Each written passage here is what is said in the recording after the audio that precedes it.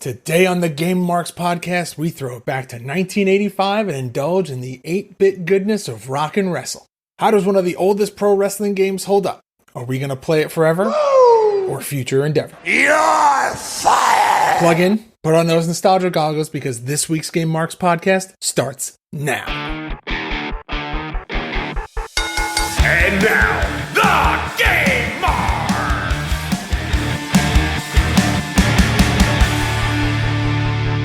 Welcome to the Game Marks podcast. I am the man they call Johnny Clash. And I am your reigning, defending Clash at the Feast champion, Mr. Play It Forever himself, George Feast. And this week we are playing Rock and Wrestle. And as always, guys, we love to hear from you, so please leave us a review on Apple Podcasts and make sure to subscribe and rate this podcast wherever you choose to listen, and join the conversation on social media at Game Marks Pod. Hello, my friend George. Hello, my friend John. Another week, another game. And here we are, and last week we played Ultimate Fighting Championship. Any second thoughts, second guesses? Are you regretting your our double future, or are we sticking with it?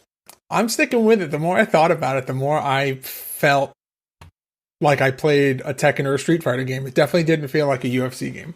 How about you? No, not at all. Like I said, I had high hopes going into that game, but playing it, I was like, well, I'm glad that I never have to play this game again because it was pretty terrible. But anyway, we still have our free giveaway going on where you can win a WWE Steel Cage Challenge plug and play until November 1st. All you have to do is leave us a rating on Apple Podcasts, screenshot proof that you did it, send it to us at GameMarksPod on Twitter, and you'll be entered to win.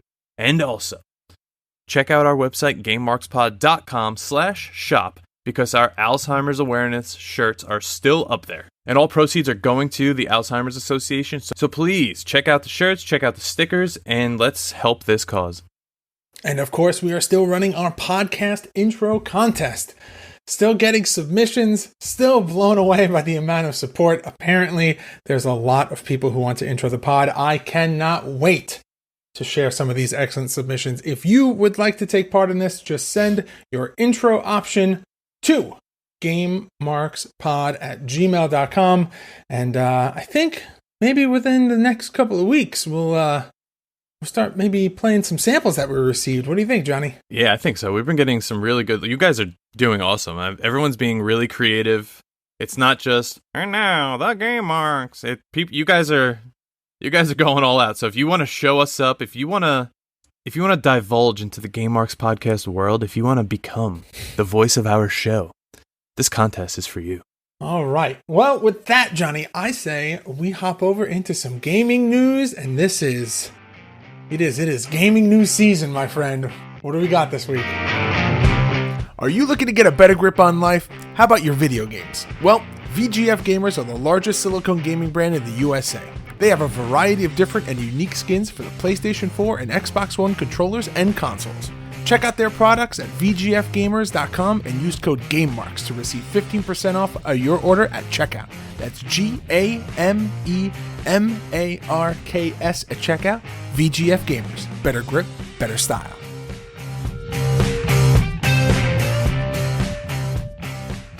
All right, so rather than me read off a boring script this week with that stupid music, how about let's get into the discussion, because we are now getting more info on the Xbox Series X and S, and as of last week, there was a PlayStation event. We now know the price for the PlayStation 5 and the digital edition, and we know that the PlayStation is now going to be released on November 12th. And let me tell you, the pre-order went up, I think, a day after the presser, and they sold out everywhere. However, there was only, I think, 11 million pre-orders taken, but still, to sell out in a day after, that's just nuts. I know personally, I'm going to wait 6 months to a year to get the new console.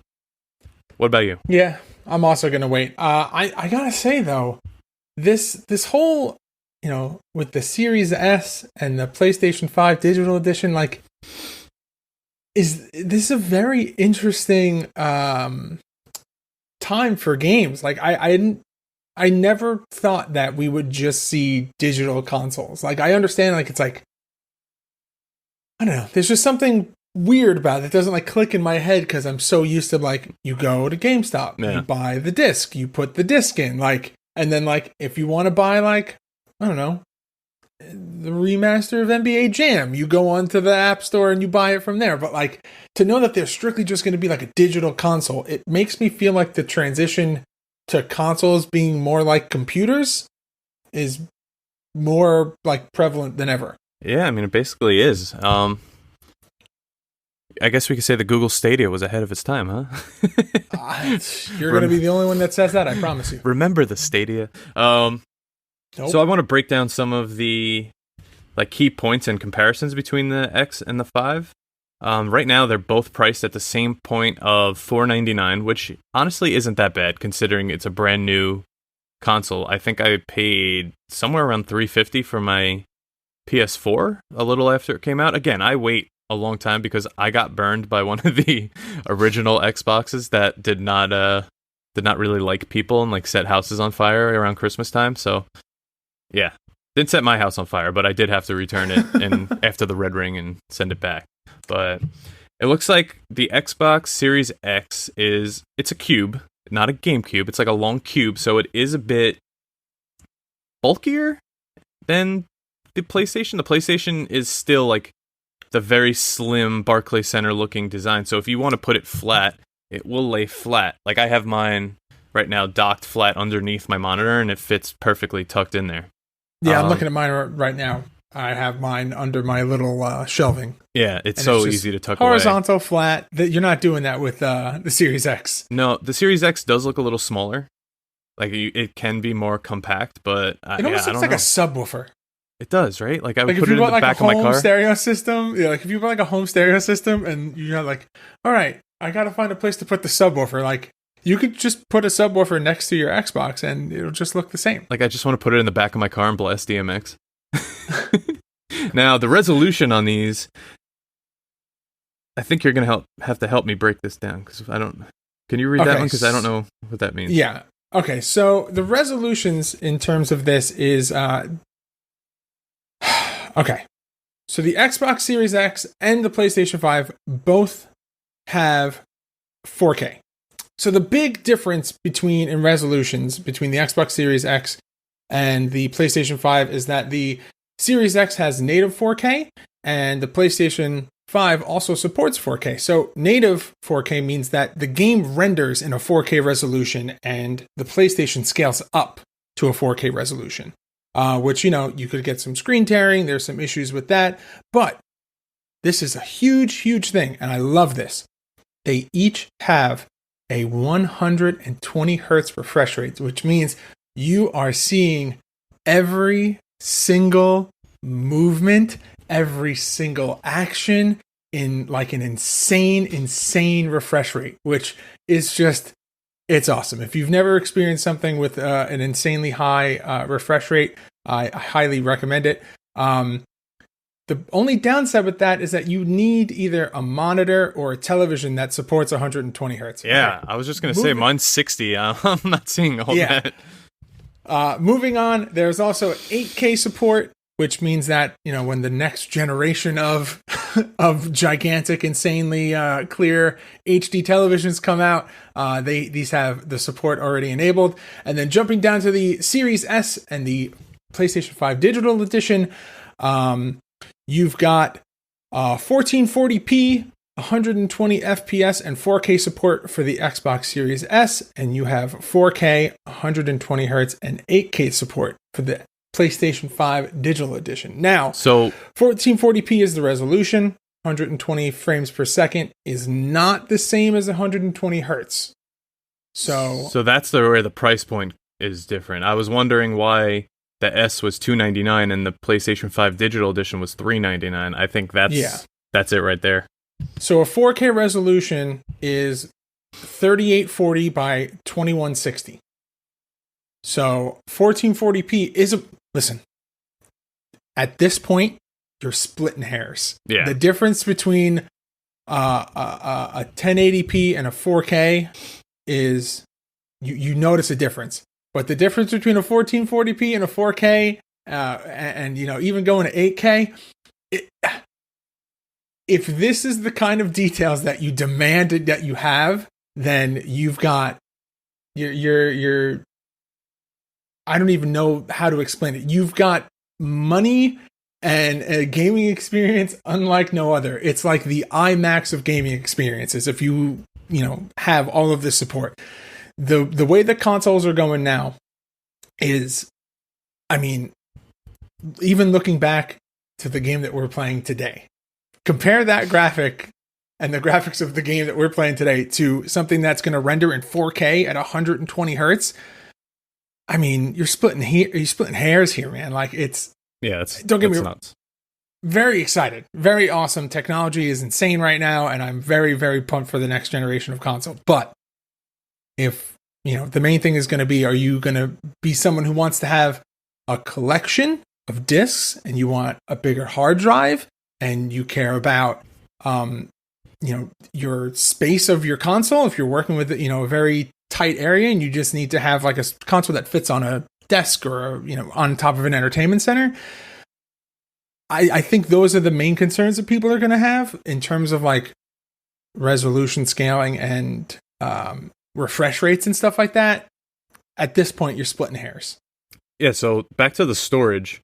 The Xbox Series X has 1 terabyte, whereas the PlayStation 5 only has 825 gigs. So that's about like one Call of Duty update. Usually they do give options for a larger drive, so I'm wondering, because it does say custom, if you can go up to a terabyte or higher. And whereas the Series S has 512 gigs and the PlayStation 5 is TBA, so we don't even know how many that is, but I could only imagine it's somewhere around the 400 to 500 range. Yeah, I would have to imagine just the, like you said, based off the sizes of games, like just to play The Last of Us, I had to remove games. And that's like, it's a big game, but it's not a massive game. Thank God I have that external, and I hope that it's able to carry over to the next console.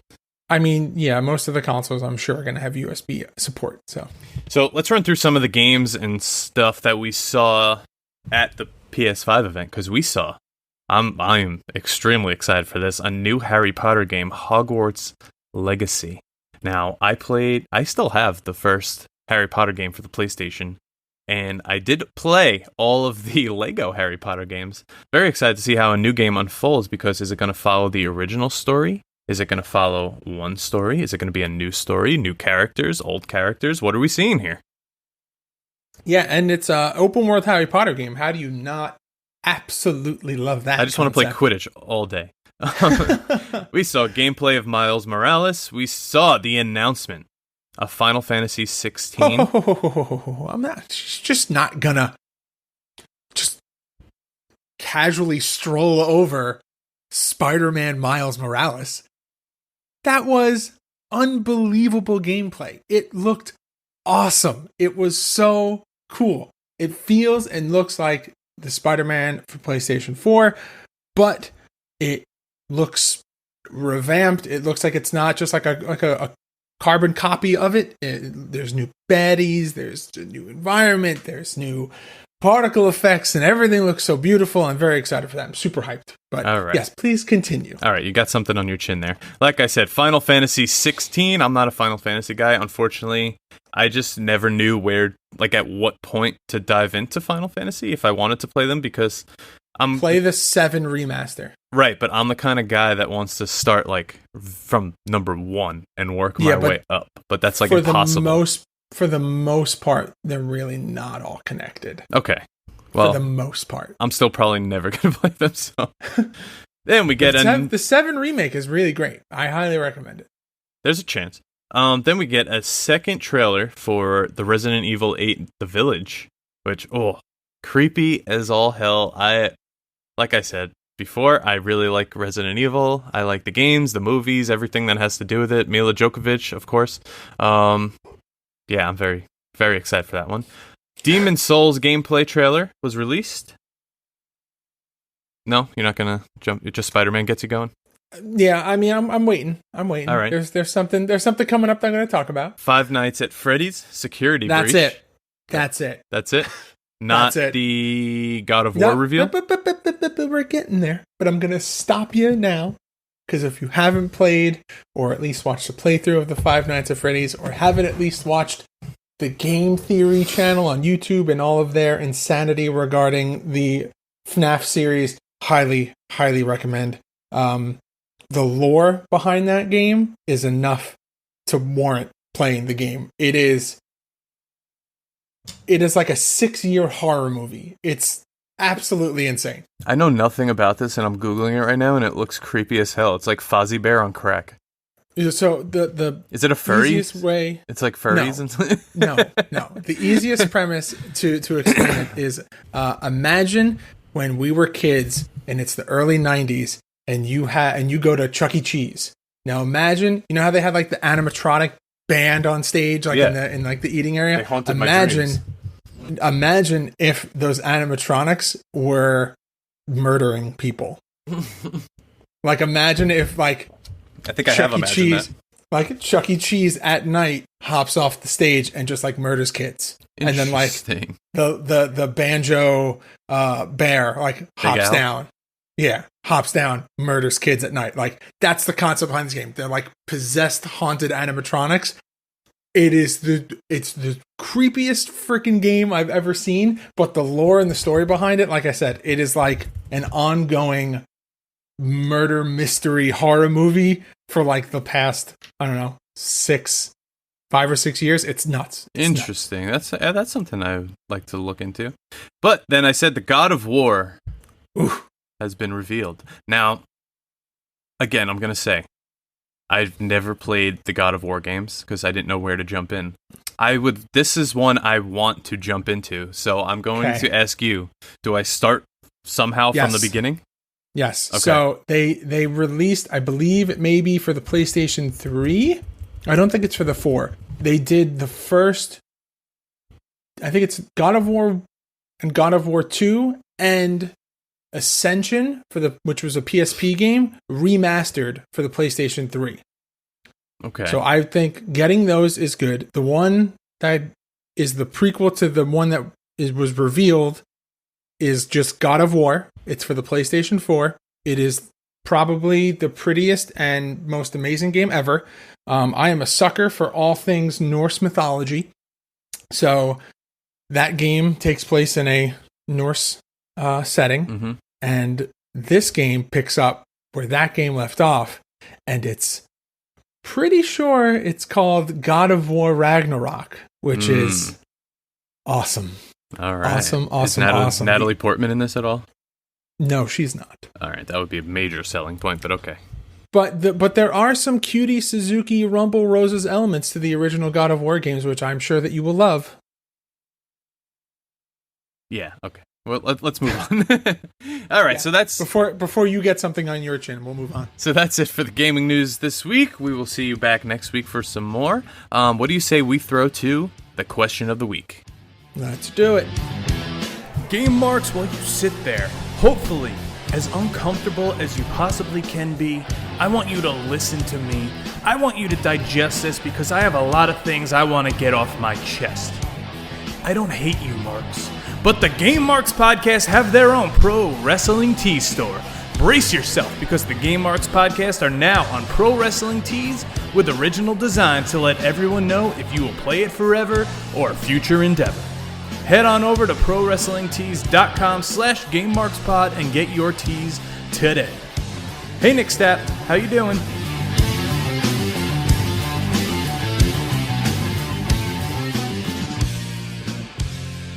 All right, so the question of the week is a weekly segment. We go back and forth and ask each other a question. Last week, it was my turn. And I asked Johnny and all of you if you could turn any game into an arcade cabinet, what game would you pick? And the responses to this game were awesome. There was a very obvious low-hanging fruit answer that we didn't pick. And I'm going to, real quick, pull up who said it, because I need to give them credit. All right, well, while you're looking that up, from Ashes in the Snow, they said it would be cool to have an arcade cabinet of Ghostbusters, the video game that came out on Xbox One, where you have to put on a proton pack and you have to zap up the ghost with the particle gun instead of a controller. That would be pretty cool. Oh, I do like that one. Justin Summers, Call of Duty Story Mode or Zombies. I think Zombies would be pretty cool in an arcade cabinet. Very arcadey. Elder Spork coming out and saying a Doom rail shooter cabinet would be great. And then I responded and said that a Quake 3 Arena rocket jumper would also tie in well with that. And love that idea. That's a great idea. What about Rocket League? Rocket League could work. Yeah, like kind of like a set it up like a Cruisin' USA kind of game, and then you just have a button to like jump and turbo and stuff. That would be pretty cool. Yeah, I'd like that. I would totally see that. So Jay Vader 82 on Instagram said WWE All Stars.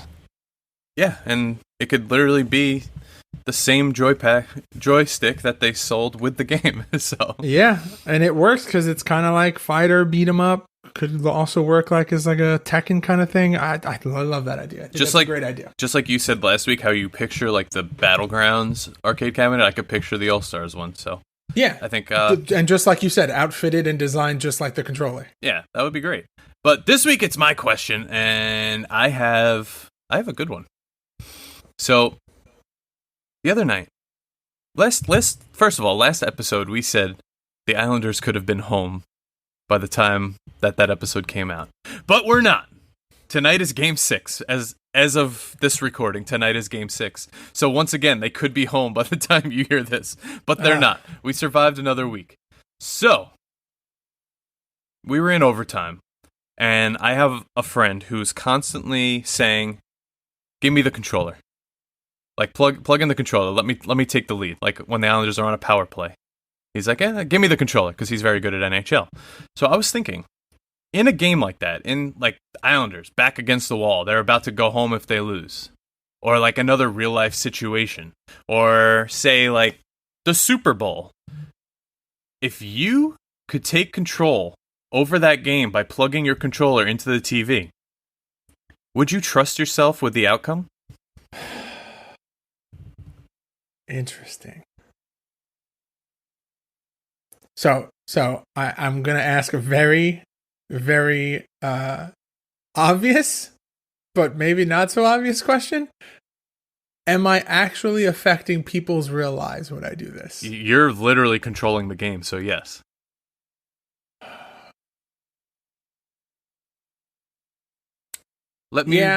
Yeah, so I was going to say, it depends on what it is. Like, if we're talking like... It could be if I'm anything. Playing Gears, maybe I don't trust myself. But if it's like wrestling, I think we've played enough wrestling games that I'm confident in my ability to do that. If it's like a hockey game, I think I'm confident in my ability to do that. That was my second part. Say. I was going to say, what game would you be confident enough to like take that lead on? I think it depends on what it is. Like, if we're talking like, I'm watching like, I don't know. Trying to think of like what's your Grey's Anatomy and like someone's about to have surgery. I was just saying, like, if someone's watching like ER or something or Grey's Anatomy, I'm like, all right, maybe I'm not going to do Surgeon Simulator. I don't have the patience or the knowledge to do that. But like, I could probably do like a hockey game or wrestling or like a UFC match. Maybe even I would even say maybe I would trust myself to do like an MLB or a Madden. Yeah, I think that would be fun. Like maybe like the Giants are in the Super Bowl. They're down like 14 points. It's the fourth quarter. You're like, you know what? Let me plug this in. Let's see where I could take them. Yeah. But then at the same time, if they lose, I would feel like complete shit. So. Yeah. Well, and the other follow up question is: do people know that it's you that did it? I don't think. No. I don't like think if you mess up and you botched the Super Bowl, like is everyone like, well, Johnny Clash took control and he botched it? No, I think this would just be on your conscience. It would just eat at you for life. I like that. That's a good question, man. And as usual, we turn it to you guys, the fans. We're going to say, if you could take control over a real life situation with a controller, would you trust yourself? And in what game would it be? All right, but what do you say we hop on over to this week's game as we do our hashtag deep dive? Hey guys, Johnny here. While we love talking about video games and wrestling here on the podcast, we wanted to share with you a new offer from our friends at Stitcher. An enormous amount of shows and bonus episodes are available on Stitcher Premium, such as Office Ladies, Comedy Bang Bang, WTF with Mark Aaron, How Did This Get Made, Bitch Sesh, True Crime Garage, Marvel's Wolverine, and plenty more. Right now, you could sign up for Stitcher Premium for only $4.99 a month or $34.99 a year using our code GameMarksPodcast. That's all one word. Head on over to Stitcher.com/premium for this amazing deal and a free month. That's Stitcher.com/premium and use code GameMarksPodcast. That's all one word. Game on, Marks.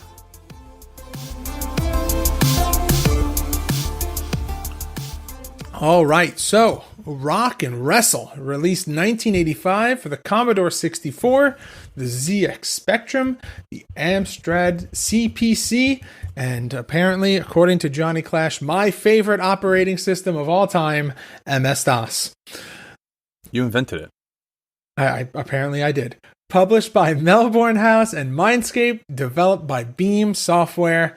And this was actually one of the first games to have a 3D movement through the fighting area, which, kind of a big deal. Kind of influenced the wrestling games for, 20 to 30 years. It's basically the Beatles since. using multi-track recording. Yes, it's the first ever reverb song. So this is also slightly similar to the name Rock and Wrestling, as in Hulk Hogan's Rock and Wrestling, which came out the exact same year, but they are not affiliated at all. Just had to get that out there. All right. So the way that you play this game, it's a little, not a little, it is very different from what we have been playing in the past, aside from a shoddy game here or there. So you can either use your Commodore 64 joystick or a keyboard that supports up to 24 wrestling moves. Now, 24 wrestling moves to us nowadays is not a lot, considering that 24 wrestling moves is just the amount of taunts that you get in 2K20. But,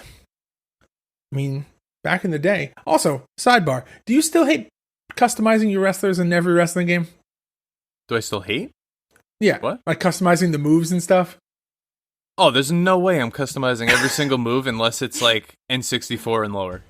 Okay. I'm not going into oh my god, no. That's why you're not picking your ring in, your ring out. No, that's why taunt. The new UFC game, as you learn a move from another fighter, it automatically gets placed into that control combo, so you don't have to keep going in and doing it. Like if I learn a high kick, it's now L1 and triangle circle, and it automatically goes to it. So okay, no, that works. no way. I'm not sitting there.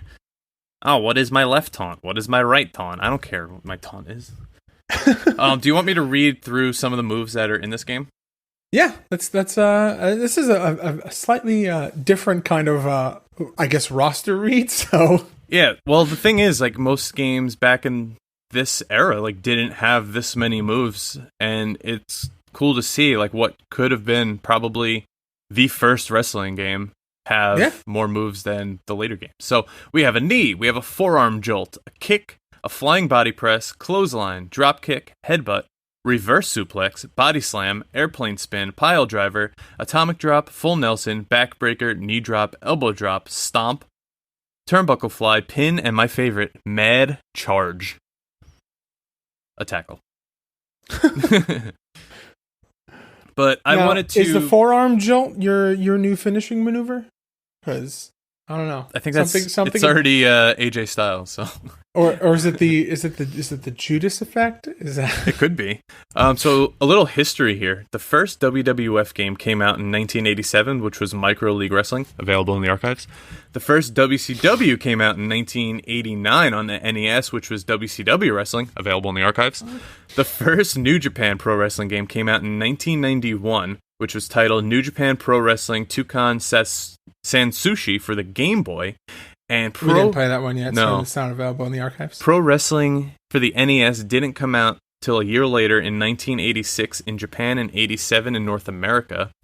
So, that one's available in the archives, guys. Go listen to that one. So, as of right now, this is the first console wrestling game because Tag Team Wrestling the arcade game, came out in 1983. So the way it's looking right now is Tag Team Wrestling and then Rock and Wrestle before WWF came out for Micro League Wrestling in 1987. So this could be the first console wrestling game. However, when you look that up, you are going to get a million different answers as to what the first wrestling game is, because WWE put out an article a few years ago about the history of wrestling games, completely disregarding most of the non-WWF WWE games. Doesn't mention tag team wrestling. It doesn't mention this game. It just starts with the first wrestling game was Micro League Wrestling, and that's it. Yeah, well, because everything is the universe bubble, so it's right. So in terms of like game modes and your game match, I mean, I gotta say, in terms of games that we've played, this was probably one of the most confusing games that we've ever done. Mainly just getting the game itself to work was a headache in and of itself. There's no load screen. Yeah, there's a title screen, but then there's not like a menu. You just kind of like are in it. Like it just like happens. That's it. But you know, in terms of game modes, you have your single player, your 2-player mode. You have, and then when you're in your single player mode, you play as Gorgeous Greg, and you compete against 10 opponents to win the World Championship. Now, usually this is where we, go through. You got your exhibition mode and you got your tag team mode, but that's it. You have 1 or 2-player mode. And then in 2-player mode, you play as Gorgeous Greg, and that's it. But what more did you need in 1985, though? You could play against your friend, or you could win a championship. I think that's pretty cool. Yeah. Now, we did notice in our research that there are some subtle differences. Some subtle, some more obvious, in terms of graphics based on what console you're playing on. So we played on the Commodore. So on that game, there is no crowd. It is your wrestlers, the wrestling ring, with a black background. No crowd whatsoever. There's a few little camera flashes. Yeah. But on the ZX Spectrum, you do have a crowd, but it's like weird colors, and the wrestlers are kind of like oddly transparent and like blend into the background. It's no. They're just black outlines. It's super weird. That one was not for me. And then on the Amstrad CPC version it's pretty much similar to the ZX Spectrum, but there's more colors and the wrestlers are in full color. And then my apparent favorite gaming engine of all time on the MS-DOS, it's not even called Rock and Wrestle, it's called bop'n Wrestle. And that's it. It's the same. It's pretty much the same game, just different names. Yeah. There's not there's a lot to talk about in regards to the game, but there's not a lot to talk about with the game, if that makes sense. Oh yeah, I agree. There's a lot of history and a lot of interesting details in the game, but the game itself isn't super complicated. Like there's not a lot to it. So to break down what it looks like for, like George said, for the Commodore, it's basically just a ring black background with like cameras flashing kind of up top. It has your score, it has the player 1, it has joystick, keyboard, so it's showing your positioning. Color-wise, I think visually it's okay. Like the skin tone on the guys looks proper, the hair looks proper, they have different singlet colors, already better than WCW Wrestling where Ric Flair was wearing tights. It's true. When we go over to the ZX Spectrum version, the crowd, it's kind of like a minimal color palette, but the ring is still colored, the crowd is colored, the crowd is there. That's all I care. The crowd is there. Now, the Amstrad CPC version, the wrestlers are in full color, so it's like taking the wrestlers from the Commodore version, and now you're in the ring with the yellow mat, the red turnbuckle pads. You have a little apron, you have the red mats on the outside, a guardrail, and then you have a very well-lit, different multicolor crowd that actually reacts to your moves in the background. I thought that was very well done for the time. Yeah, I gotta say, in terms of, this is the hard part about doing these classic games, where when we jump from we're doing more modern titles, like we're only a couple episodes separated from Revenge, which is arguably one of the best video games of all time. So then to go from that, and then a couple episodes later, we're playing this. It's hard to be like, this game was great. Yeah. But like, we have to, and that's part of the challenge of doing this podcast. And it's one of the reasons why I love doing this podcast is you have to be able to separate each game each week from everything else that you've played, what you're currently playing. Like, you have to kind of put yourself in that mindset of like, this is, it's 1985 and I don't know that, a couple of years from now, pro wrestling is going to come out. I don't know that, eventually we're going to get like the AKI THQ series of games. Like, you have to put yourself in the mindset. And for what this was, I didn't think it was horrible in terms of like how it looked and the pacing, and some of the animations are actually kind of fun looking. Like, there was a point where I can't remember if it was your single playthrough or my single playthrough. I think you made it farther than I did in the singles playthrough, where you wrestled the executioner eye patch looking guy, and he did like an Irish whip, but he spun you around like 4 or 5 times before he hit you with the Irish whip. Yeah, it was cool. Like, it's that like over the top kind of cartoonish looking animations that kind of made the game work. I'm going to go as far as saying that not the wrestlers themselves, but the ring and the crowd look better than like pro wrestling on the NES, which came out 2 years later. I like the dimension that the ring is here, how it's a little trapezoid. It's not just a rectangle or a square. And it's not a 3/4 camera angle? No, this is actually a good camera angle, I think. Yeah. It's kind of like overhead, and you have the dimension of like the hard cam. Yeah, I like it. I like it a lot. So, do you want me to run through this roster here? Yeah, give me your best shot. So, your main character is named Gorgeous Greg, who is named after the creator, Greg Barnett. And he strongly resembles Gorgeous George, the wrestler. So, Gorgeous Greg, Gorgeous George, kind of has like a little Ric Flair. Gorgeous George Feast. It's all... Gorgeous George Feast, yep. A little Ric Flair vibe to him, even though this is kind of... not really Ric Flair, it's more Gorgeous George. Your opponents, they don't have names. You never have a character select screen, so it's more description. It's like the redneck with the red beard, the guy with the eye patch and the black singlet who looks like Taz, the cowboy, the little chic-looking guy, the guy with the green mask, purple-haired guy with a green singlet, a pink singlet mustache YMCA-looking man, an Indian man, and a mobster guy.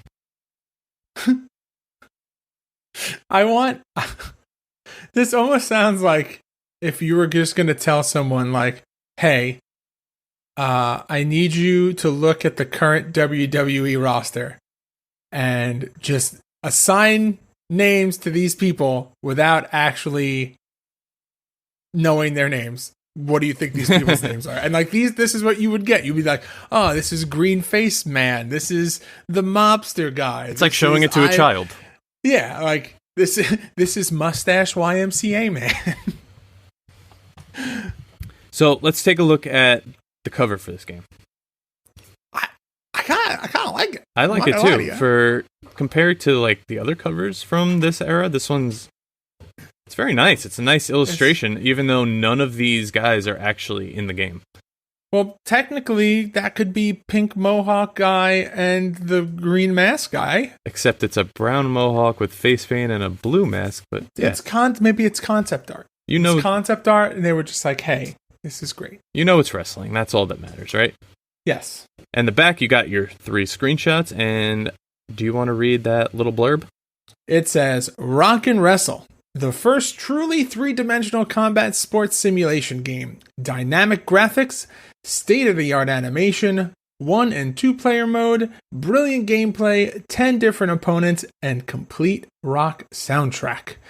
More joystick moves than you imagined possible. Over 25, including the atomic drop, airplane spin, pile driver, body slam, backbreaker, arm twist, elbow drop, and turnbuckle fly. Rock and Wrestle. The challenge begins here. Now let's look at the bop'n Wrestle cover because it just looks like I don't even know what these people look like, but it's basically a 1-2-3 kid getting beat by a weird combination of Harley Race, Sid Justice, and I don't know. Yeah, I was gonna say mostly Harley Race, but yeah, I see some Sid Justice in there too. Yeah, I don't know. I'm not really sure what's going on here. And that looks like it could be, like you said, 1-2-3 kid, or maybe like Crush, a little Crush, Crush, Crush? or oh my God, why am I blanking on his name? It's Al Snow, but what was Al Snow's old name? Leaf whatever. Cassidy. Leaf Cassidy. Yeah, I can see it. I like how the atomic drop is like the main selling point of the moves. I mean, of all the moves, it's. But George, did you know?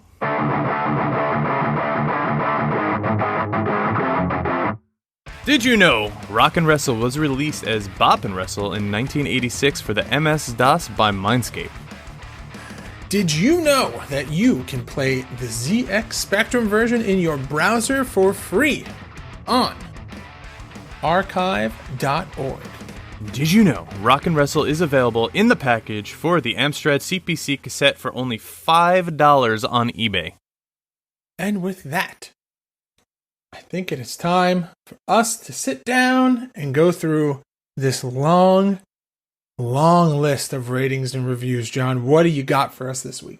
Now, there's a ton of reviews and all that on YouTube where people are reviewing them themselves, but there's not like a real aggregator other than Zap64 gave it a 53%. Okay, well, with that, I think it's time that we hop into the most important rating of every episode, our ratings, because, John, it's time to rate the games. The game!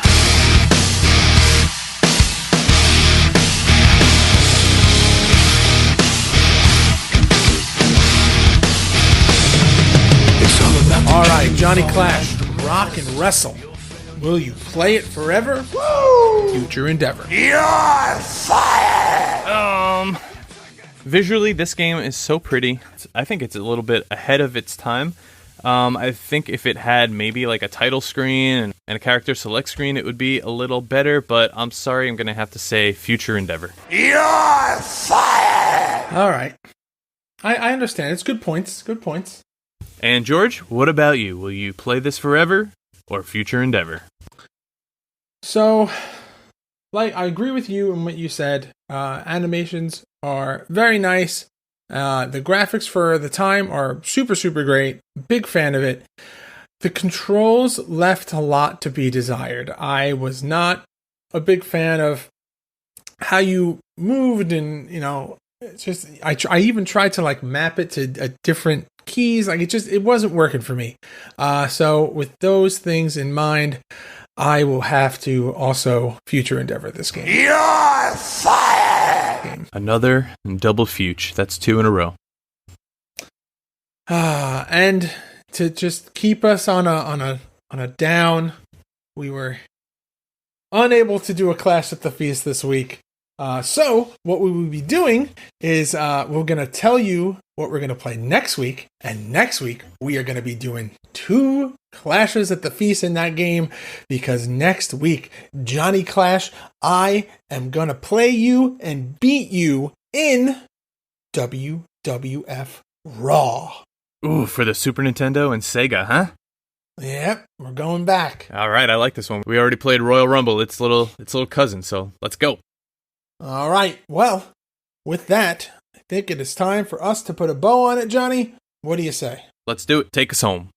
All right, well, that is going to do it for us this week on the Game Marks Podcast. Please check out our Pro Wrestling Tees store at prowrestlingtees.com/GameMarksPod. It is currently the best way besides listening to support the podcast, and be sure to follow us on all forms of social media at Game Marks Pod. Leave us a review and a rating on Apple Podcasts, and subscribe to wherever great podcasts can be found. And just to remind you guys as we wrap up this episode, please do not forget about the Steel Cage Challenge giveaway. Do not forget about our Alzheimer's Awareness Month t-shirt. And do not forget about your opportunity to be the opening voice for this podcast.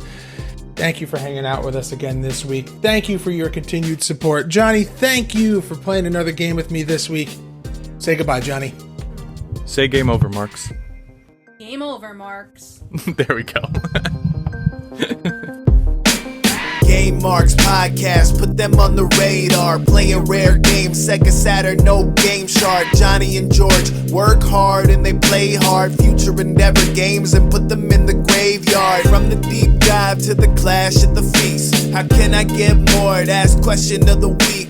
Follow on Twitch, there's nothing that they won't play. Game Marks Podcast every single Monday.